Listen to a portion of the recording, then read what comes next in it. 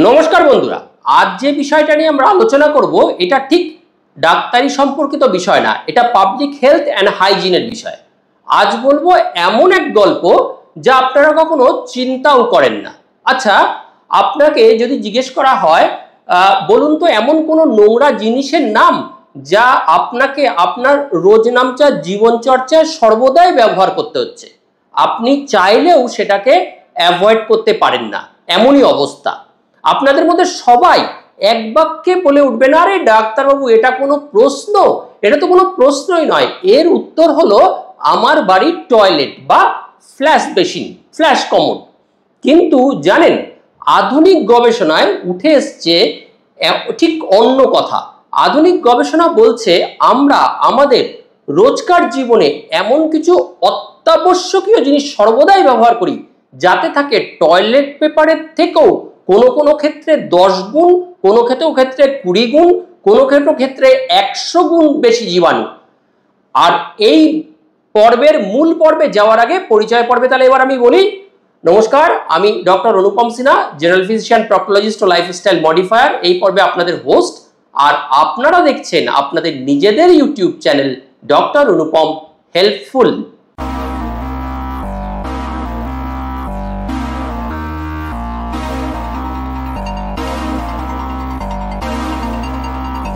এবার আসি আসল কথায়। অ্যারিজোনা ইউনিভার্সিটি ইউএস এর মাইক্রোবায়োলজির অধ্যাপক ডক্টর চ্যাক গারভা বলেছেন, একটি টয়লেট পেপার বা সিঙ্ক বেসিন বা ফ্ল্যাশ কমোডের প্রতি স্কোয়ার ইঞ্চিতে 50টি ব্যাকটেরিয়া থাকে মাত্র, যা বাড়ির অন্যান্য জিনিস বা অন্যান্য স্থানের তুলনায় অনেকটা কম। অবাক হয়ে যাচ্ছেন? সত্যি অবাক হওয়ার মতো ঘটনা। ডক্টর গারভা আরো বলেছেন, আমরা যে সেলফোনগুলি ঘাঁটাঘাঁটি করছি, মানে আমাদের মোবাইল ফোন, এই মোবাইল ফোন এগুলো আমাদের টয়লেট সিটের থেকেও বেশি নোংরা। এবং আশ্চর্যজনকভাবে আপনার বাড়ির ভেতরে যে কম্পিউটারের কিবোর্ড আছে সেগুলি টয়লেট সিটের থেকে প্রায় 5 গুণ বেশি নোংরা এবং জীবাণুযুক্ত।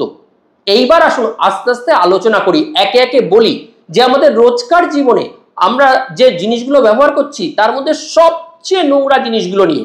নাম্বার 1, টাকা, কারেন্সি। টাকার চেয়ে দরকারি অথচ বিপজ্জনক জিনিস পৃথিবীর মধ্যে আর দ্বিতীয়টি নেই। বিপজ্জনক, হ্যাঁ বিপজ্জনক, কারণ টাকা খুব দ্রুত এক হাত থেকে আরেক হাতে যায়, বিভিন্ন স্থান, বিভিন্ন পরিবেশে ঘুরে বেড়ায়। আপনি বাজারে যাচ্ছেন, মাছ কাটছে, সেই হাতেই টাকা ঘাঁটছে, আপনারটা নিল, আপনাকে ব্যালেন্স দিল। আপনি মুদিখানার দোকানে যাচ্ছেন, যিনি বিভিন্ন জিনিস ঘাঁটছে ওই হাতেই টাকা নিচ্ছে, ওই হাতেই দিচ্ছে। কিন্তু টাকা তো পরিষ্কার করা যাবে না, তাই পরামর্শ, টাকা ধরার পর অবশ্যই ভালো করে হাত ধোবেন, বা যদি স্যানিটাইজার থেকে স্যানিটাইজার দিয়ে হাত ধুন, এবং যেখানে সম্ভব অনলাইন পেমেন্ট করুন। বিভিন্ন রকম যে ইউপিএস পেমেন্টগুলো আছে, ইউটিএস পেমেন্টগুলো, ডেবিট কার্ড, এগুলো ব্যবহার করে যতটা সম্ভব টাকা স্পর্শ করা এড়ান। Number 2, smartphone. আগেই বলেছি, স্মার্টফোন, বিশেষ করে স্মার্টফোন ছাড়া জীবন এখন অচল। বিজ্ঞানীরা বলছেন ব্যবহৃত স্মার্টফোনগুলো আমাদের টয়লেটের চেয়েও নোংরা। কখনো কখনো টয়লেটের থেকে, টয়লেট সিটের থেকে 10 গুণ বেশি ব্যাকটেরিয়া থাকে স্মার্টফোনে, কারণ সারাক্ষণ তো মোবাইল হাতে ঘুরছে। আপনি এটা ধরছেন, সেটা ধরছেন, ট্রেনের হাতল ধরছেন, বিভিন্ন জায়গায় হাত দিচ্ছেন, বিভিন্ন জিনিস কিনছেন, টাকা ধরছেন, তারপরে মোবাইল টিপছেন। তাই উচিত মোবাইলে অ্যান্টিব্যাকটেরিয়াল কোটিং ইউজ করা, কিংবা প্রতি একদিন অন্তর বা সপ্তাহে অন্তর অ্যান্টিব্যাকটেরিয়াল এগুলোকে বলে ওয়াইপস, এগুলো দিয়ে মোবাইলটি ভালো করে পরিষ্কার, এগুলোর মধ্যে অ্যাবসলিউট অ্যালকোহল দেওয়া থাকে, এই 70% অ্যালকোহল সোয়াইপ, এগুলো দিয়ে পরিষ্কার করে নেওয়া। Number 3, earphone. দেখবেন কানে হেডফোন গোজে এখন অল্প বয়সী কিশোর কিশোরী, তরুণ তরুণীর একটা বড় অংশ কানে হেডফোন লাগিয়ে, যন্ত্র লাগিয়ে গান শোনে। বিভিন্ন রকম তাদের ফোনে কথা বলতেও তারা অনেক সময় হ্যান্ডস ফ্রিটা ইউজ করে, এবং অনেকে বিভিন্ন রকম কাজেও এই ইয়ার ফ্রি গুজে কথা বলছে। এই বস্তুটিও কিন্তু ব্যাকটেরিয়ায় গিজগিজ করছে, সুতরাং তার নিয়মিত পরিষ্কার করা অত্যাবশ্যক। পুরানো টুথব্রাশ দিয়ে প্রথমে এগুলো একটু ওপর থেকে হালকা ঘষে নেবেন, ধুলোবালি বিদায় করে, তারপর গরম জলে ভিজানো ন্যাকড়া একদম নিংড়ে নিয়ে হালকা করে বা মুছবেন, বা ওই অ্যালকোহলিক ওয়াইপস দিয়ে একটু পরিষ্কার সপ্তাহে একবার করতেই হবে। 4, কম্পিউটার কিবোর্ড, মাউস কম্পিউটারে সবসময় কাজ হচ্ছে, হাত দেওয়া হচ্ছে, আপনি বিভিন্ন কাজ করতে করতে অফিসিয়াল কাজে এটা ধরছেন, সেটা ধরছেন, তারপরে আবার কম্পিউটার কিবোর্ড, মাউস এগুলো ইউজ করছেন। আর একটু খেয়াল করে দেখবেন তো কিরকম পরিমাণ ধুলো ওই কম্পিউটার কিবোর্ড বা মাউসে থাকে, তা খালি চোখেই দেখতে পান। বিজ্ঞানীরা বলছেন টয়লেট পেপারের থেকে, টয়লেটের বেসিনের থেকে প্রায় 5 গুণ বেশি ব্যাকটেরিয়া থাকে এই কিবোর্ডে এবং মাউসে। তাই ভ্যাকিউম ক্লিনারের পাইপের সামনের অংশ দিয়ে ওপরে ধরে খানিকক্ষণ ব্লোয়ার দিয়ে ধুলো ময়লাটা আগে পরিষ্কার করুন। তারপরে ওই আগে বলেছিলাম মোবাইল পরিষ্কার, এক্ষেত্রে এরকম স্যানিটাইজার নিয়ে চপচপ করে মুছতে যাবেন না মোবাইল বা কোনো কিছু, তাতে সেটা ভেতরে যন্ত্র ঢুকে খারাপ হয়ে যাওয়ার সম্ভাবনা। ওই অ্যান্টিব্যাকটেরিয়াল ওয়াইপস পাওয়া যায়, সেগুলো দিয়ে হালকা করে মুছে নেবেন। 5, গাড়ির স্টিয়ারিং। আমরা যে মোটর সাইকেল চালাচ্ছি, বাইকের হ্যান্ডেল বা গাড়ির স্টিয়ারিং, প্রতিদিন এগুলো পরিষ্কার করা উচিত একটু, কেননা এটাও ব্যাকটেরিয়ার একটা আদর্শ বিচরণ ভূমি। 6, টুথব্রাশ। আপনি দাঁত পরিষ্কার করেন টুথব্রাশ দিয়ে, সেটাই স্বাভাবিক। যে কোনো ভদ্র সমাজে এখন টুথপেস্ট বা টুথব্রাশ এখন এসেনশিয়াল, কিন্তু খুব কম মানুষই টুথব্রাশ পরিষ্কার করেন। আপনি মাজলেন, একটু ধুয়ে রেখে দিলেন, অথচ টয়লেটের থেকে যে অ্যাটমসফিয়ার, তার থেকে জীবাণু সহজেই কিন্তু এখানে আশ্রয় নিতে পারে। বিশেষ করে টুথব্রাশ যখন রাখছেন, ড্রাই করে তো রাখছেন না, ভিজে, এই ভিজে জায়গায় যে কোনো ফাঙ্গাস ব্যাকটেরিয়া এগুলো আশ্রয় করে, ওটা আবার পরের দিন একটু জলে ধুয়ে মুছে দিচ্ছেন। এটাও কিন্তু সপ্তাহে একদিন একটু গরম জলে নেড়ে ভালো করে পরিষ্কার করে নেবেন।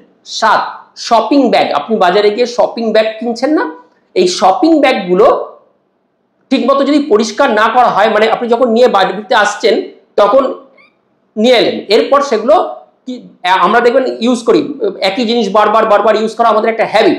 সুতরাং এই শপিং ব্যাগগুলো বারবার বাইরে যায়, বিভিন্ন রকম জিনিসপত্র আমরা নিয়ে আসছি, তাই এগুলোও কিছুদিন পর একটু পরিষ্কার করবেন, জলে ধুয়ে নেওয়া বা দরকার হলে ফেলেই দেবেন।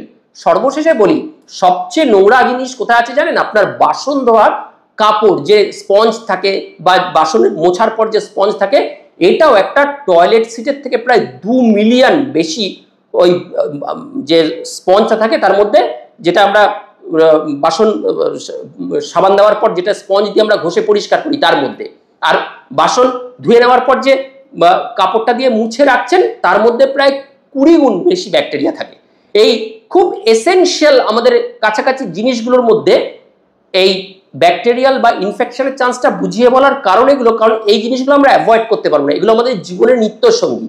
শুধু একটু সতর্কতা প্রয়োজন, তাহলেই অনেকাংশে ব্যাকটেরিয়াল ইনফেকশন, ভাইরাল ইনফেকশন এগুলো কিন্তু আমাদের চট করে হবে না। কারণ মোবাইল, এই যে বললাম মোবাইল, টাকা, এগুলো যদি একটু সযত্নে একটু ঠিকঠাক ইউজ করেন, অনেকের মোবাইল ফোনগুলোই দেখবেন বিভৎস নোংরা, উপরের কভার টভারগুলো একদম চটে বটে একদম বিভৎস নোংরা।